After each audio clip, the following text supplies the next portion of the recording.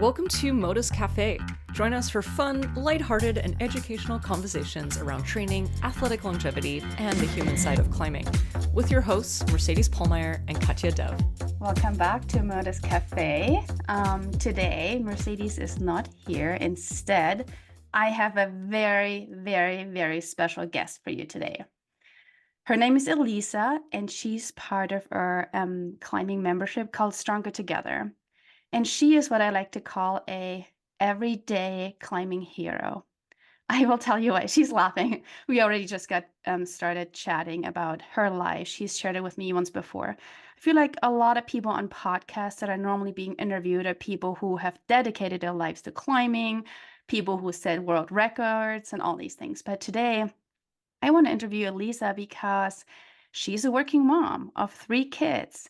And she's in her 50s, and she's going to share her climbing story in a minute. But she's in her 50s, and she's still, you know, crushing it, getting better and better, getting more solid, as she just said it. But she's really making it work. So the biggest deal to me, and the biggest reason why I wanted to interview Alissa today, is because she's able to balance her climbing with her family, with her life so well, meaning that she doesn't spend 10 or 15 hours a week training for climbing. She's very intentional. She uses very little time for it, but she's seen a tremendous progress doing that over the last year. And that's very inspiring. And I wanted to share that because I think there's a lot of people out there, especially, older folks, perhaps older women, who might think that climbing training is not for them, who might think they don't have time to train, or they might just think they're too old for it. I don't know. I hope not, because, I'm in my 40s, Elise in her 50s. There's still so much to be done if that is something that you decide to do. So before I get started asking Elisa some questions, I just want to say what Stronger Together is. It's our climbing training community. And how this works, it's a type of membership. Our members pay a monthly fee, and for the monthly fee, they get 2 main platforms. One is an app that you can install on your phone, and through this app, you get your training plans delivered. So you can take your phone to the gym, and all you have to do is open your phone, open the app, and follow the training plan. The training plans are designed based on over 10 years of experience training over 1,000 athletes. They're very much designed to get you as far as possible with little time and little input. We very much believe in less is more. And they're very intentional training plans. And Alissa might speak to that a little bit in a minute too. So you get those training plans, and in addition, you also get access to a community platform. And on that community platform, you get to ask questions, you get to engage with the community as much or as little as you want to. Some people are very active. Some people go to our meetups. Some people go to virtual meetups. Some people, write in the community every day. But some people choose not to participate. Some people just come and get the training plans and do their own training. We also do monthly lives in the community with the coaches, which are me and Mercedes. We go live and we answer any questions that might come up. Those are also recorded. And we also have a nutrition coach on our team. She is a clinical nutritionist, and every couple months she does a live workshop and also answers questions. And last thing, on the community platform, we also have a mini nutrition course. And Alissa, she just shared something with me before we started recording, which is that she just started using tofu and sort of just like trying to increase her protein intake and trying out new things. And that's something I think came out of the community as well, which is awesome to hear. Okay, that's our community. We're going to have a link below if you want to check out more about our community and the training membership. And with that, I'm going to give the floor to Alissa. Let me see what time it is. Yeah, I want to make sure she's a massage therapist, so she's got to go and do some work. So Alissa, I believe you joined Stronger Together in January 2023. Is that right? Yes. Yes. So why don't you give us a little bit of background, kind of where you were at? Maybe you could start with your age. Actually, that would be wonderful. I did ask her if it's okay to share, just because I think it's so inspiring. Maybe to share your age, but maybe also then share your climbing history, because unlike other people who still climb in their 50s, you didn't start on a youth team or something. You hadn't been climbing really all that much before. And so I'd love for you to share your climbing history before you joined Stronger Together in January 2023. Sure. I actually started climbing at age 40. I had twins that were about 18 months old at the time, almost two, I think. And the Y near me had a climbing wall that was it had four ropes and it was about 25 feet high, maybe 27.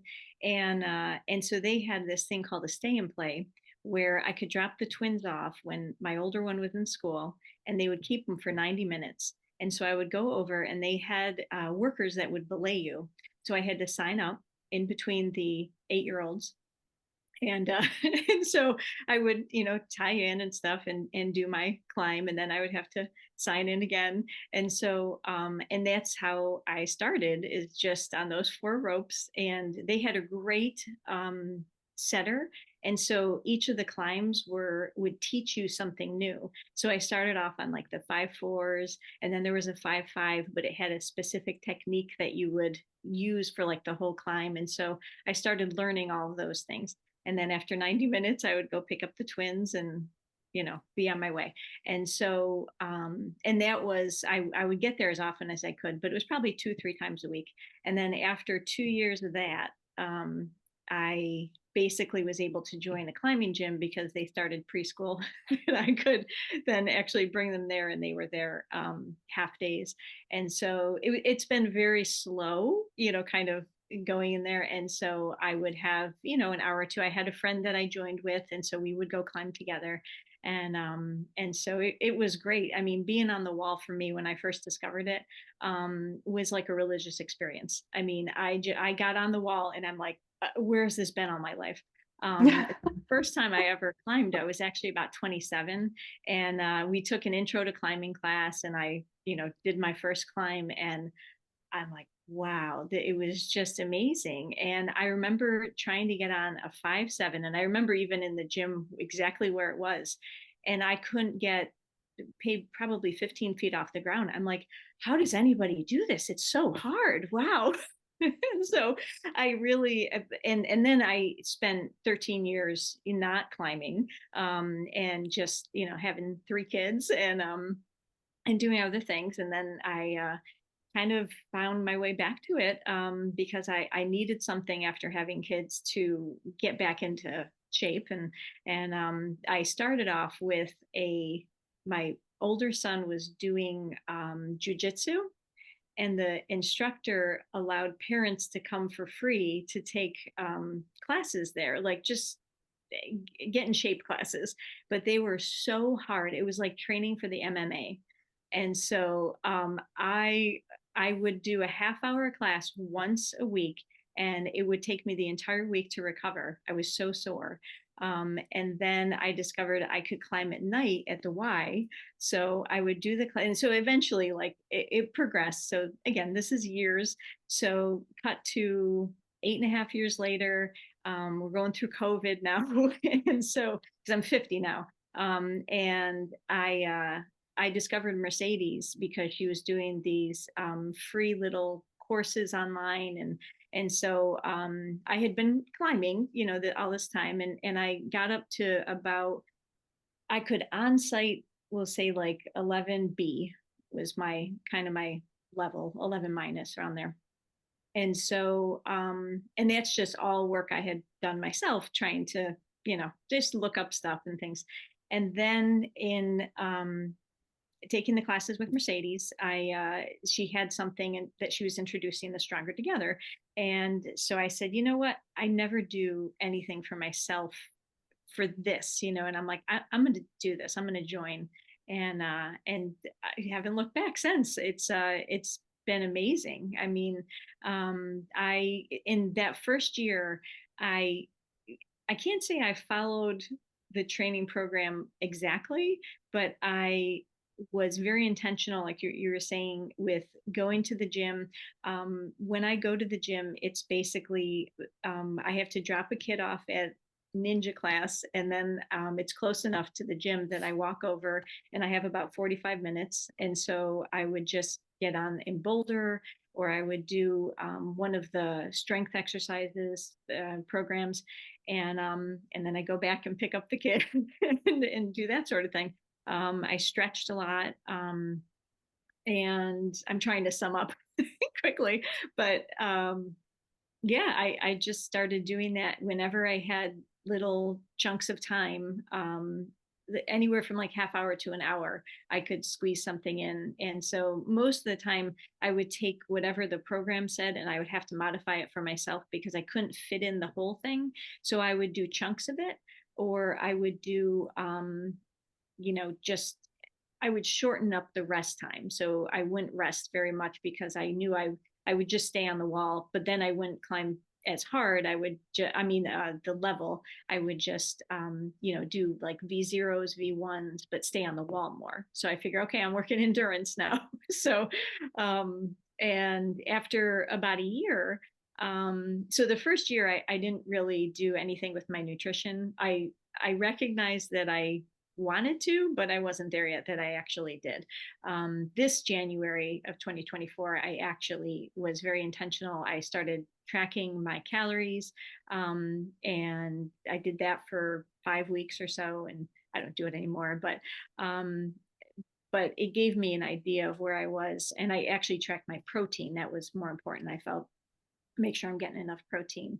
And yeah, so that has, there's so much that the program has offered that I don't have time to do everything. So I just, figure, okay, what is most important now? And then Mercedes has been wonderful where I can actually talk to her and be like, okay, this is what I have planned for the summer. How do I get there in the best shape possible? And then she'll tell me, okay, start with this program. After 6 weeks, you're going to switch to this one. Make sure you take the deload weeks. And so, yeah, it's just been wonderful.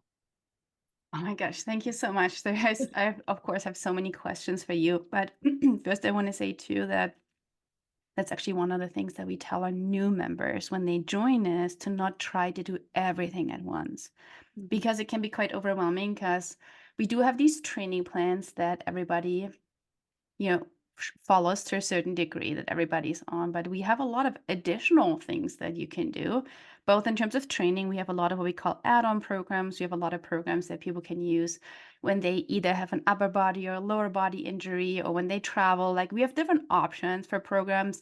We obviously have extra flexibility options, since Mercedes is the queen of flexibility. And we also have, a lot of nutrition options.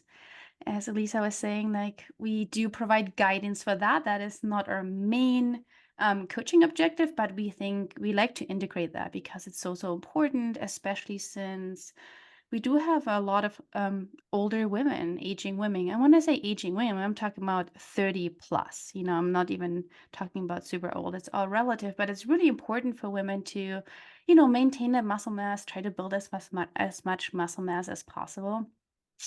And so obviously eating protein and doing strength training is part of that. And you alluded to that.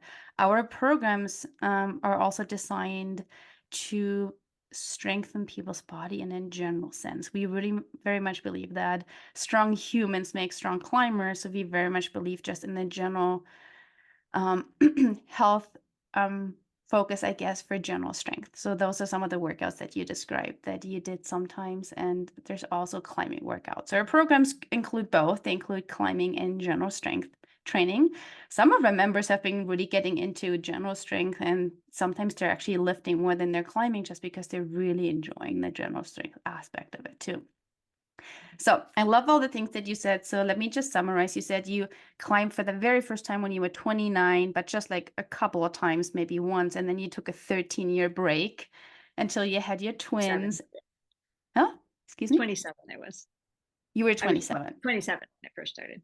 Yeah. And Me then when you I took, first tried it. I did it like once or twice, but then, yeah. yeah, didn't climb for another till I was 40, basically. Yeah. And so then you really started when you were 40 years old. I just want to emphasize this too, because I do actually know I get a lot of messages on Instagram from people who are older, who started at an older age. And I want to emphasize how much you can still enjoy climbing and see lots of benefits by starting when you're older. And like, just, as you described, doing as much as you can. You would do just 90-minute sessions when you could, right? With your twins, you just Mhm. made it work when it was possible. And then it sounded like you started doing more structured training when you were in your 50s or early 50s, or 50, around 50. Late 40s, we'll say.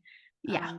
And then Basically you, when I joined Stronger Together, I when you, actually started, yeah, doing, because I could get to a certain point, but I was lacking the strength to really break into like the 12s, and which has been my goal for years, like probably 5 or 6 years. And it's funny because I've never really hit it, but I keep putting it down as my goal. And then one of the things that when I first joined Stronger Together, they asked, or you guys asked, like, why is that your goal? And I'm like, Mhm. it's Yeah. because that seems like that's where you go for it. And so now I'm not as concerned about the numbers. It's more, I love the way my body feels when it moves. I like to focus on the technique of it, but I've also never challenged myself that much to push into that higher grade. And part of it was like fear of getting injured because I do massage therapy, and I need my hands. I don't want to hurt myself. So I climbed outside a year ago and I hurt myself. And I hurt my A2 pulley, which you would think, okay, I need my hands to massage, but I was able to work with no pain. And then I actually recovering from that, which I did what everybody in the community who had an injury like that and didn't go through the healing process in a healthy way, they gave me great tips. Don't do this. Mhm. Don't do that. And so I was able to take all of that information that the community provided, as well as the stuff that I know just from what I do. And I had it healed in 6 weeks. And I started doing the no hangs, which are something where you do the hang board, but you don't lift your feet off the ground, which have been amazing. And the hangboard has always intimidated me, that I'm like, I don't think I'm strong enough to just hang there. I am, but I just felt like I wasn't. And so it was a way to break into it that I'm like, well, this is great. You could do it every day. And I started doing that like probably 2 or 3 times a week. And I think that coupled with taking 3 weeks off without doing any climbing, still working, because I work my hands every day by massaging. So I have, the strength there, that I was still, it was almost like a rehab thing. And yeah, so I was able to come back from the injury when I did start back climbing. And I've been telling people, I consider this mental training. When you're dealing with an injury and you decide that you're not going to push through the pain, you make that conscious choice that you can still get on the wall, but you drop your grade really low. Work on footwork, work on keeping your hips into the wall. There's all these technique things that you can do. So I started doing that. And then when I was able to use my fingers, like full strength, my climbing had already improved, because even though I was dealing with coming back from an injury, I felt like I did it in such a smart way that I'm like, why wasn't I doing this ever before in my life? I mean, it took me 30 years to figure out how to Yeah. injuries. So I try and share that with people now. Don't do what I did and wait that long, because as athletes, you tend to push through the pain, and there is a time for that, but it's usually not in the beginning. You have to let the body heal and give it the time to do it, and most of us just don't, because we're so excited to be on the wall and you or outside on the rock, and so you don't want to do that. But there's so many things you can do while you're healing. Yeah. And so I think when you change the mindset there, that's just huge. And it opened up so many different things for me that I didn't really take the time to focus on, because there are all these other things. Well, you have to stretch and you have to do this and you have to Mhm. strengthen this and then you can use this.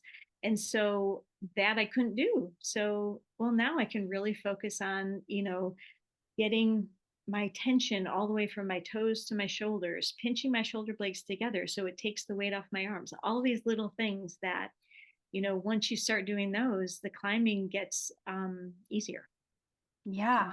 that's what I like about climbing. I want it to be as easy for me as it can be, and that's one of the reasons I've never really challenged myself, because I want it to be easy.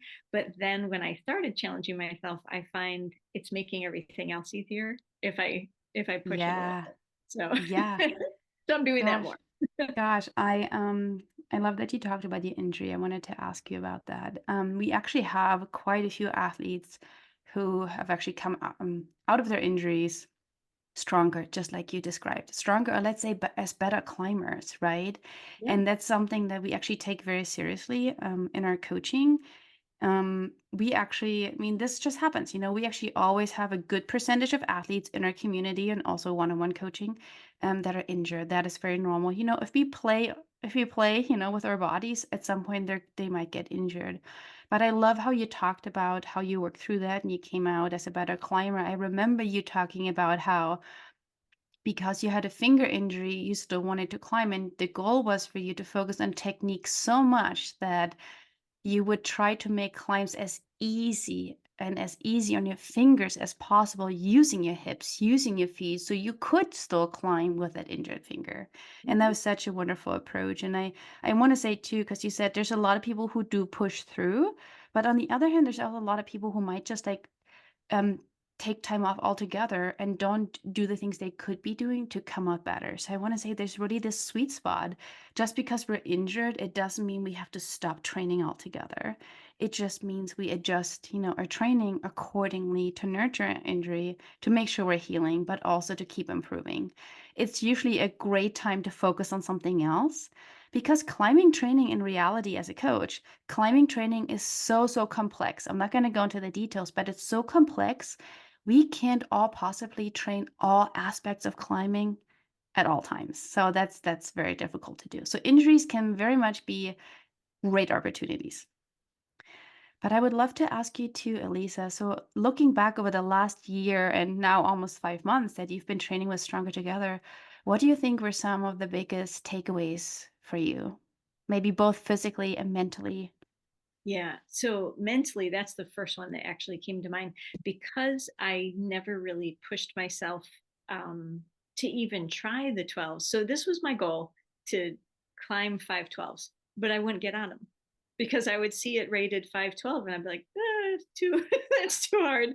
And so I'd go right up to it and then I wouldn't try it. And so the mental part for me became early on, it was like the first month or two when the part of the training program was to get on things that you couldn't climb, that you knew you would fail at. And it was almost like, oh, now I have permission because this is part of the training program. And so I'm supposed to get on something so I'm going to get on this 12B, this 12D. There's no way I can climb it, and I knew that, but I shocked myself at getting halfway up before I fell off or getting three-quarters of the way up. I'm like, oh, I didn't even know I could do this. And so that right there was probably the most powerful for me, is that I didn't have to be intimidated by the grade. And so just to get on it. And I look at my kids who they get on anything because they're looking at, oh, that looks fun. And I'm like, you can't climb that. They don't care. It's like, well, it looks fun. And I'm like, this I is love that. Yeah. opening my mind. So I'm looking at things differently because of that. So that has been that was like probably the single most biggest breakthrough for me, that I could just try it. And it wasn't for me, I don't care about falling in front of people. This is just for me. I know some people do, but that didn't bother me. It wasn't about failing. I just felt intimidated by it. And I think for me, it was more fear of injuring myself, Hmm. because in the times in the past that I had tried something that I knew too hard for me, I usually did hurt myself. But I also wasn't training the way I started, where I was making sure my shoulder health was really good, because again, in the program, there are things that you can do to strengthen different joints: your ankles, your knees, your shoulders, hands, and wrists. And that helped a lot too once I started doing that. And I had injured the shoulder, and waited 8 months before I did anything about it. Went to a PT, had to stop climbing, took a lot of time to recover from it. Well, I had a similar thing start happening and called the PT right away. and it wasn't even that bad at all. And I went in and I saw him for the assessment, and he did a bunch of stuff because he knew me, and I didn't have to go back. I literally saw him one time instead of 5 months or however long it was the first time. And so that made such a huge difference. And again, it's just more the progression of learning more, that it's better just to not wait. I joke with some of my clients that the six most common words I hear are, I thought it would go away. And I'm guilty of it myself. I'm better now, but that's something I think we can all get better at, is just making sure you listen to your body. And if you do feel those twinges, get a massage. Yeah. No, but like, have somebody that and ask for referrals from friends. Like, who do you go to? Do you like them? And find somebody good in your area that can help you because we all need help with our bodies. It's Totally. like taking care of a car. You got to get the oil changed. And so same thing with our bodies. You got to make sure that the synovial fluid and all the joints are moving, and motion is lotion. So Yeah. I love that. Thank you. And then, we're all about the mental game anyway. So I really love that you brought that up first, yeah. um how we can sort of just like a change in perspective can really be so beneficial for us, which is wonderful. And I will also say there have been so many people who said something similar to us. This idea of our programs give people permission to try hard things because they're supposed to fail. Like in the program, we have these exercises and we tell people today you need to find something that you cannot finish, you know? And it's been really interesting for us to hear kind of the feedback that gives people permission to try harder things, which is wonderful to hear. Thank you. Yeah. So are there any physical changes in your climbing that you've noticed Yeah. since you Um, started training That with us? yeah, definitely. Yeah. I was thinking that the mental has been such a big thing that I forgot about the physical. But so my technique, I've had a lot of time over the years to work on that, but only from books and experimentation and things like that. And so the technique, um, Mercedes has these series of videos of bug squishers, ninja feet, quiet feet, all these things that are just brilliant. And you can kind of take each one and really focus on it and get better and better. And that's a time thing, just taking the time to do that. And so each session, I always try and incorporate at least one technique into whatever I'm climbing. But probably the biggest thing for me physically has been doing the strength training, because when I first started, even though I could climb at a fairly high level, it was technique that got me there. It wasn't strength. I had some strength, but I couldn't really do pull-ups. And now, like, even doing push-ups, I'm surprised when I actually do it how many I can do.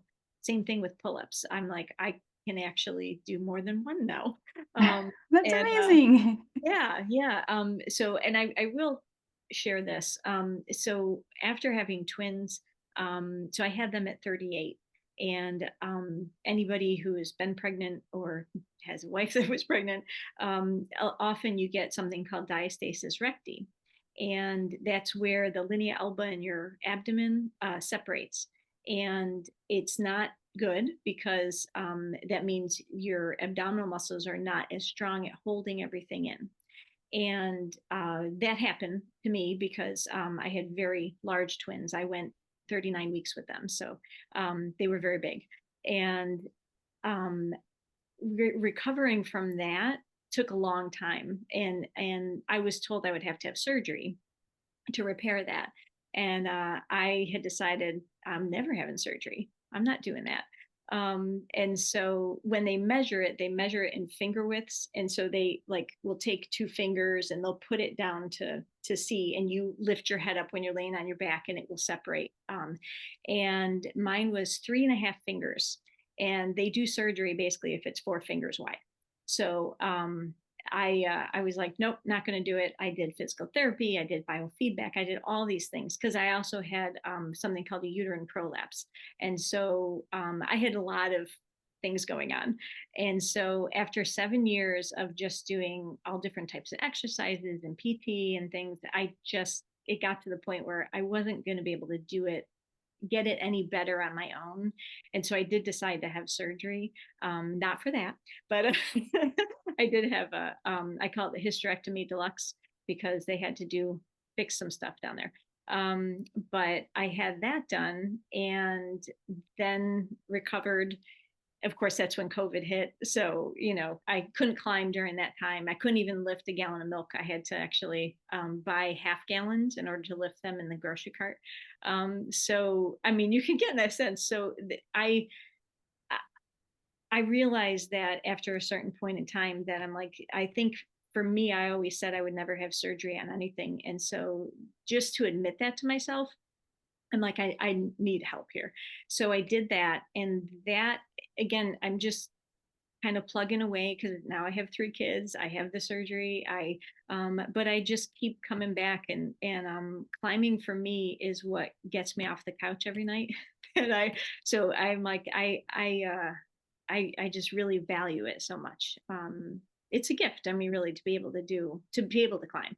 And so I want to take that gift and use it. So I came back from that, and just that's when I discovered you guys. And yeah, so I That's figured I'd really, share that too, because that's something that was not an easy thing to come back from, but yeah. it's time and No, you do that's it. pretty wonderful. And thank you for, sharing so much of yourself. I think I'm very certain that there's people listening who think that's very inspiring.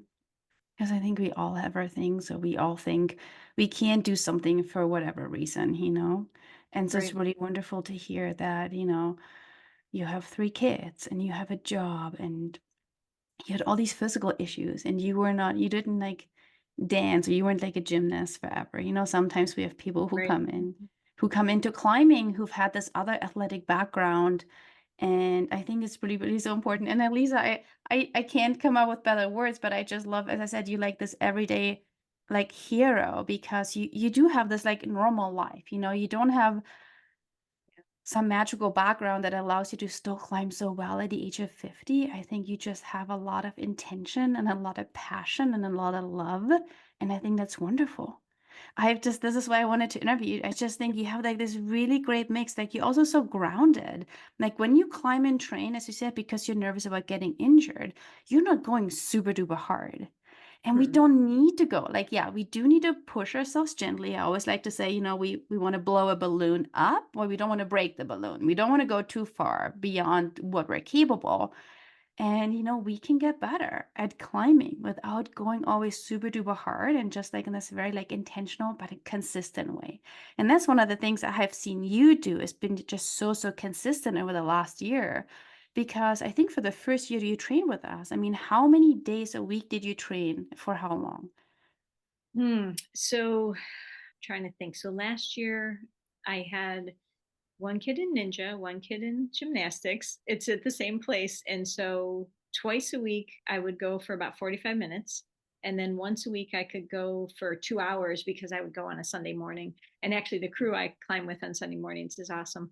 And so that they lead climb. And so I got into lead climbing last year, and I've been able to do more of that. And so, and that's something I never thought I would do. But that I'm now leading 10 plus without thinking about it too much. And That's so amazing. Yeah. yeah, so I'm like, wow, this is um so yeah, and the consistency is I need it for my mental health.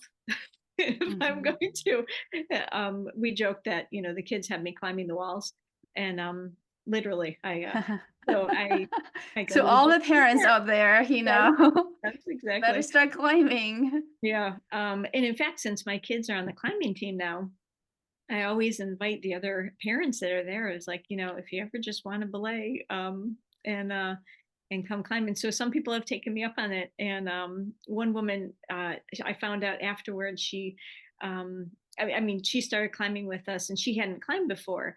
And so she didn't realize the level that I climbed. And so, because we had other people climbing first, and then I got on the wall, and I start real low anyway when I'm warming up. And then I started doing like an 11, and she's like, you didn't tell me you could do this. And so I was like, oh, I kind of feel like a rock star here. Like I never felt so good.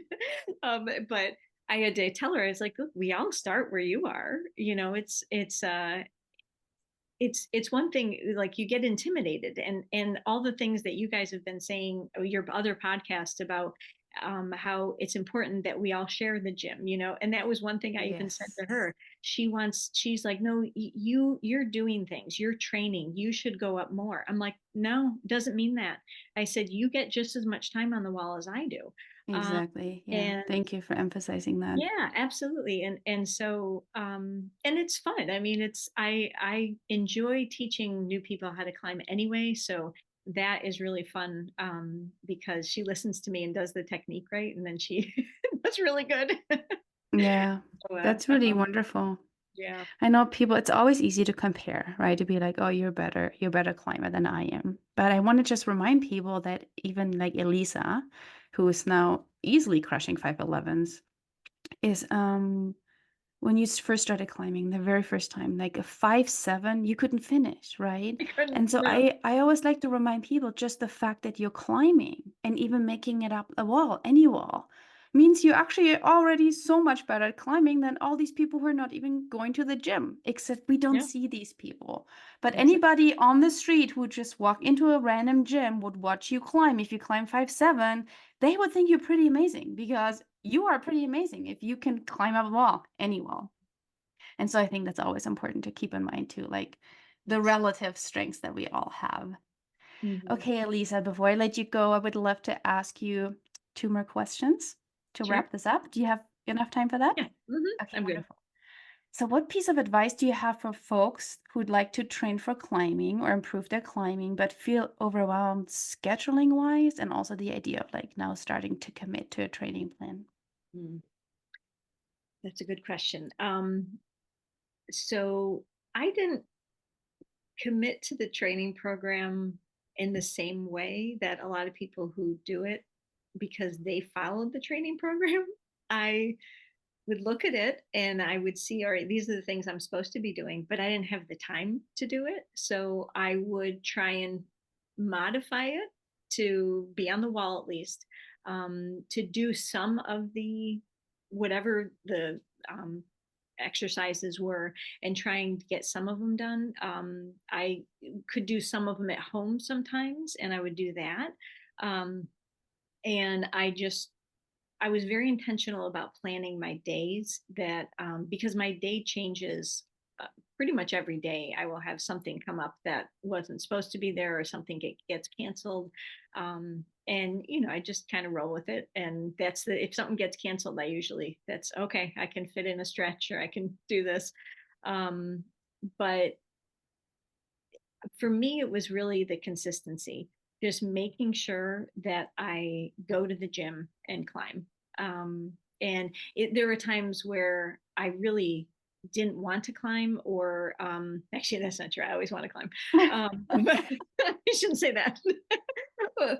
Days I knew it would be too much if I did climb.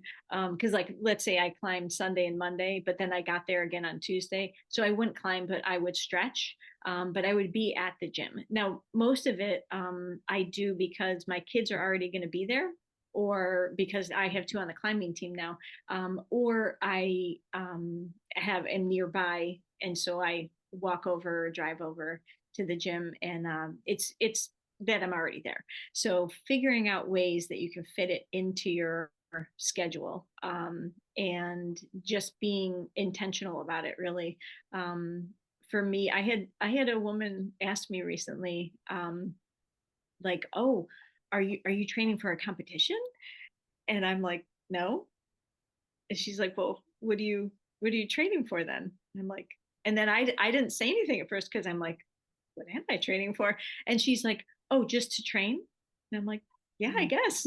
And I realized, I'm like, well, I don't really have something that I'm training for, because I haven't reached my limit yet. So I don't really I know some people do competitions, some people have climbing trips, which is I do have one coming up. So I'm considering that, like training for that, but it's so much more. I don't know. I want to see where it goes. Like what else can I do with it? Oh my gosh, I love that you said that. And it's actually something Mercedes and I are trying to wrap our heads around because we have trained for so long now that it's just part of our lifestyle. Hmm. And so for us, it's like, if someone asks me, well, why do you eat food? Why do you sleep? Like for us, it's Sure. really just part of our lifestyle and like a way for us to take care of our bodies and also Hmm. have fun. And I like the phrase of, some people exercise, some people go running, let's say, or some people go to the gym. Some people do these things in order to stay healthy because what they want to do is they want to add years to their life in the end. They want to live longer so they take care of their body. We like to say we like to bring life to our years. We like exercising in a way that's just really fun, and climbing provides us with that. And Hmm. training is just like flossing your teeth. Once you start training, it's not even about necessarily training for a goal, but just training to feel good. Yeah. It's like, why do you take a shower? You don't have to take a shower every day, but it might make you feel better. And so it's an interesting perspective that often comes from people who are not used to training or who think training is like this crazy thing. People think training is suffering or it's something uncomfortable. But actually, it can be so much fun and joy. Like a lot of our training brands are not. Like, again, we try to keep them short and sweet and really just focus on the important things. I do love that you said you didn't follow them to a T, but kind of like you just use them as a rail or guidance. And I think that is really wonderful. And I want to emphasize you don't have to follow all training plans to a T because we do have athletes who come and then they're like, oh, I can't do the full training plan. So now it's not worth training. But that's not true, right? It's almost like the training plans are just guidance to give you ideas in terms of technique and strength training. You must have done some strength training because you said you've gotten stronger. Yeah. I've So, been actually following it now. yeah, And yeah, yeah. yeah. And but I think it's really beautiful that you said that because I even do that myself. Now I'm a coach, and when I adjust my own training plan, it's slightly different, right? Because I know like all the logistics, but I always tell people it's so important to just do something and do something with intention and do it consistently. And it's not about all or nothing. In fact, that you are able to adjust those training plans is really beautiful. And it's probably what has, helped you so much. So I think that was really, really great advice. I want to add one thing. So I had a chronic pain thing that I dealt with for 25 years or so. And just before I joined Stronger Together, I was in a car accident, very minor, but it dislodged something that I had learned to control for the most part. It was in my mid back, and I could, keep the pain at bay for the most part. So I don't like to be in pain. That's like I strive to make sure that I'm not in pain because I dealt with it for so long. Well, that car accident, I immediately called the PT. I went because I did have some whiplash, and that they fixed within a week. And for the first time ever, my back got fixed. And I had never had anybody be able to actually get the vertebrae that had been stuck for 25 years to move. But the accident had dislodged something that he then was able to move. And I have like some nerve stuff from it, but the daily pain, all of a sudden I didn't have that. And I didn't tell anybody for 6 months because I'm like, I'm not jinxing this. It's going to come back. It's going to come back. So now it's been almost a year and a half. Actually, it has been, and I still have occasionally if I do dishes, so I try not to do dishes, and um, but otherwise I'm like this, it's really gone. And so that has allowed me to also do more physically than I've ever been able to do. And so that's the other reason that joining this thing has been amazing, because I also feel like getting stronger has helped it not come back.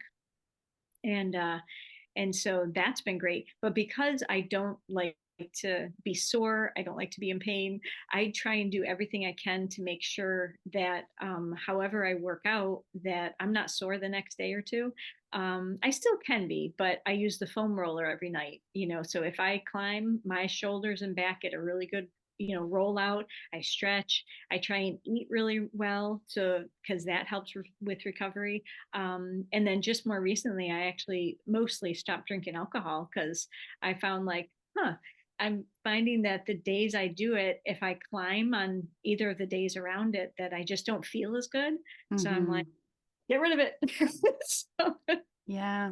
not Yeah, it's totally. But interesting. Yeah. but yeah, it's and so that for me has been one of the things that, like, because I don't like to be sore, that's another reason that I've never pushed it too much. But now I'm able to, because now I'm like, it's been just so gradual that I'm like, wow, I can actually do these things. So pretty Yeah. cool. That is so cool. Well, I really, really enjoyed talking with you, Alissa. Thank you so much for being such a wonderful inspiration, not just, for me, because you very much are, but for our members and now also for people who are not even our members in the community. But by the time this podcast comes out, enrollment for Stronger Together is open. So if people are interested, they can, check out our website. They can come and join. We have monthly plans, which means you join and you just pay monthly. And if you don't like it, you can leave anytime.